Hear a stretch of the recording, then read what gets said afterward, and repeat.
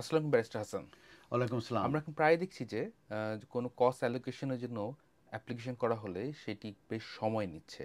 কিন্তু এর মধ্যে বিভিন্ন কারণে অনেকে আর ওয়েট করতে পারছে না ভিসা অ্যাপ্লিকেশনের জন্য, অথবা অনেকে ভিসা শেষ হয়ে যাচ্ছে। সেই ক্ষেত্রে তাদের জন্য আপনার পরামর্শ কী হবে? এক্ষেত্রে আমি যে পরামর্শটা দেব সেটা হচ্ছে যে তারা অবশ্যই অ্যাপ্লিকেশন করে দিতে হবে। অর্থাৎ কস্ট না থাকলেও আপনারা কিন্তু অ্যাপ্লিকেশন করে আপনারা ওভার স্টে হবেন না। কারণ হচ্ছে যে আহ, এই যদি আপনারা একবার ওভার স্টে হয়ে যান তাহলে কিন্তু আপনারা কস্ট পাওয়ার পরেও কিন্তু আপনারা আর আহ, আপনাদের স্ট্যাটাস লিগ্যালাইজ করতে পারবেন না। তখন কিন্তু আপনারা ব্রিচে পড়ে যাবেন এবং সুইটেবিলিটি যে টেস্ট আছে এটা কিন্তু আপনারা স্যাটিসফাই করতে পারবেন না।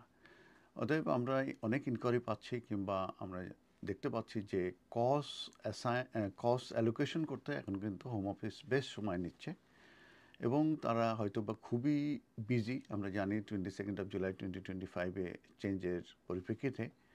তো এই সময়টা নেওয়ার পরিপ্রেক্ষিতে দেখা যাচ্ছে যে অনেকেই তাদের ভিসা প্রায় শেষের দিকে চলে যাচ্ছে। তখন যেটা করণীয় সেটা হচ্ছে যে তারা অনলাইনে যে লিভ টু রিমেনের যে application on the basis of cost, সেই অ্যাপ্লিকেশনটা কিন্তু তাদেরকে কমপ্লিট করতে হবে। এবং ওখানে অনেক ইনফরমেশন আছে, তার ভিতরে একটা ইনফরমেশন আছে যে কস্টের ডিটেলস। কারণ ওই কস্ট যখন অ্যালোকেশন হয় তারপরে অ্যাসাইন হলে তার ফেভারে তখন একটা কস্ট নাম্বার আসে। ওইটার বেসিসে কিন্তু তারা লিভ টু রিমেনের অ্যাপ্লিকেশন করে।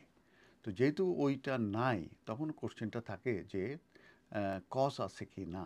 তখন বলবে যে কস নাই। তখন কিন্তু আর অন্য কিছু তারা চাইবে না, কারণ কস যদি থাকে তখন কসের নাম্বার, কস্টের কস্টের ইস্যু ডেট, এক্সপায়ারি ডেট, এইসব ইনফরমেশনগুলো কিন্তু আসবে। তো যেহেতু এখানে কস্ট নাই এবং কস্ট আসতে দেরি হচ্ছে অ্যালোকেশন হতে, অতএব আপনারা অ্যাপ্লিকেশন করে দেবেন এবং ওখানে নো দিয়ে তার পরিপ্রেক্ষিতে যেটা হবে সেটা হচ্ছে যে আপনার কিন্তু ওভার স্টে হচ্ছেন না। আর বাই দিস টাইম যেটা করতে হবে সেটা হচ্ছে যে স্কিল ওয়ার্কারের একটা টিম আছে। সেখানে একটা ডেজিগনেটেড একটা ইমেল আছে। সেই ডেজিগনেটেড ইমেলে আপনারা ইমেল করে বিষয়টি জানিয়ে দেবেন যে আপনার যে এমপ্লয়ার সে কস্ট অ্যালোকেশনের জন্য অ্যাপ্লাই করেছে কিন্তু এটা আনরিজনেবলি ডিলে হচ্ছে, যেটা মূলত এমপ্লয়ার কিংবা আপনার হাতে নেই। এটা বিয়ন্ড ইওর এবং ইওর এমপ্লয়ারের কন্ট্রোল। কিন্তু আপনার যে লিভ টু রিমেন আছে, যেটা 3 বছরের জন্য হয়তো আপনার আছে, সেটা হয়তো এক্সপায়ার করতে যাচ্ছে। সেই সিচুয়েশনে আপনারা ওই অ্যাপ্লিকেশন করে দেবেন তাহলে। এবং এই বিষয়টা ডিটেলস করে আপনারা কিন্তু এই যে ডেজিগনেটেড যে একটা ইমেল আছে সেই ইমেলে স্কিল ওয়ার্কার টিমের কাছে আপনারা ইমেল করে দিলে তাহলে কিন্তু ওরা আপনার অ্যাপ্লিকেশনটা পুট অন হোল্ড করে রাখবে। তারা কসের যে নাই এটির কারণে কিন্তু তারা এটা কোনো নেগেটিভ ডিসিশন নেবে না। আর যখনই আপনাদের কস যখন আপনাদের অ্যালোকেশন হবে আপনার এমপ্লয়ারের, তখন যখন সে আপনার ফেভারে অ্যাসাইন করবে তখন ওই কস্ট নাম্বারটা কিন্তু ওই ইমেলেই আবার আপনারা পাঠিয়ে দেবেন। তাহলে পরে ওই আপনার অ্যাপ্লিকেশনের সঙ্গে কস্ট নাম্বারটা লিঙ্ক হয়ে যাবে এবং পরবর্তীতে কিন্তু আপনার অ্যাপ্লিকেশনটা সাকসেসে চলে আসবে। দ্যাট মিন্স আপনি ওভারেস্টও হচ্ছেন না, আপনার কস্টও নাই, ওভারেস্টও হচ্ছে না এবং পরবর্তীতে যখন কস্ট পাচ্ছেন তখন কস্ট নাম্বার দিয়ে আপনাদের লিভ টু রিমেনটা কিন্তু কন্টিনিউয়াসলি থাকছে এবং having completion of 5 years on skill worker আপনারা কিন্তু লিভ টু রিমেনের জন্য অ্যাপ্লিকেশন করতে পারবেন।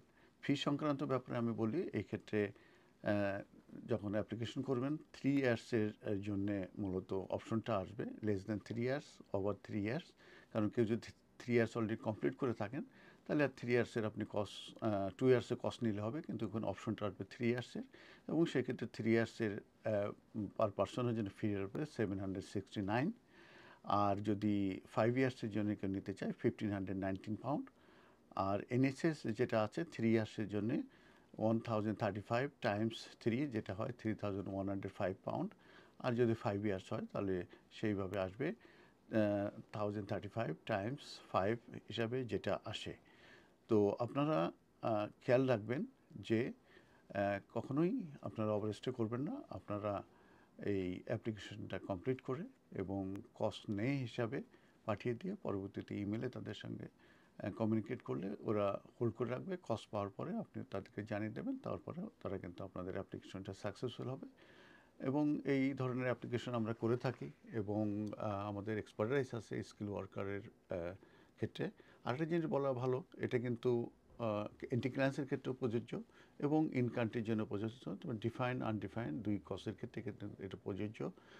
কারণ কেউ যদি অ্যাপ্লিকেশন আউট কান্ট্রিতে করে সেটাও কিন্তু এভাবে করতে পারবে এবং পরবর্তীতে কিন্তু তারা এইভাবে সাকসেসফুল হয়ে তারা আসতে পারবে। আর ইন কান্ট্রি যারা আছে তারা রিনিউয়ালের ক্ষেত্রে কিংবা এক্সটেনশন ক্ষেত্রে কিংবা চেঞ্জ অফ এমপ্লয়মেন্ট ক্ষেত্রে তারা কিন্তু ঠিক একইভাবে তারা কিন্তু সাকসেসফুলি তাদের লিভ টু রিমেন কন্টিনিউ করতে পারবে এবং গ্রান্ট হবে হোম অফিস থেকে। ধন্যবাদ।